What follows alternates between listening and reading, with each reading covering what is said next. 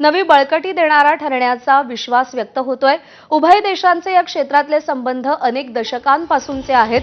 याच कराराला मॅक्रॉन यांच्या दौऱ्यादरम्यान आता 10 वर्षांची मुदतवाढ मिळण्याची आशा आहे आणि त्यामध्ये एअरबेस कंपनीच्या H-125 या हलक्या हेलिकॉप्टरच्या जोडणी कारखान्याचं पंतप्रधान नरेंद्र मोदी आणि मॅक्रॉन हे व्हर्च्युअल उद्घाटन करतील।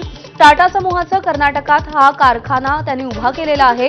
याखेरीज दोन्ही देशांदरम्यान हॅमर मिसाईल भारतात तयार करण्यासंबंधी नवीन करार होण्याची देखील शक्यता आहे। भारतीय वायुदलाकडे असलेल्या फ्रान्सच्याच राफेल विमानांवरती या मिसाईल्स असून ऑपरेशन सिंदूरमध्ये त्यांचा दमदार वापर भारतानं केलेला होता। पंतप्रधान नरेंद्र मोदी आज मुंबई दौऱ्यावर आहेत। फ्रान्सचे राष्ट्राध्यक्ष इमॅन्युएल मॅक्रॉन हे 3 दिवसांच्या भारत दौऱ्यावर येत आहेत आणि या निमित्तानं पंतप्रधान मोदी आणि मॅक्रॉन यांच्यामध्ये मुंबईमध्ये एक खास बैठक पार पडणार आहे। मोदींच्या मुंबई दौऱ्यामुळे आज वाहतुकीत 13 तासांसाठी मोठे बदल करण्यात आलेत।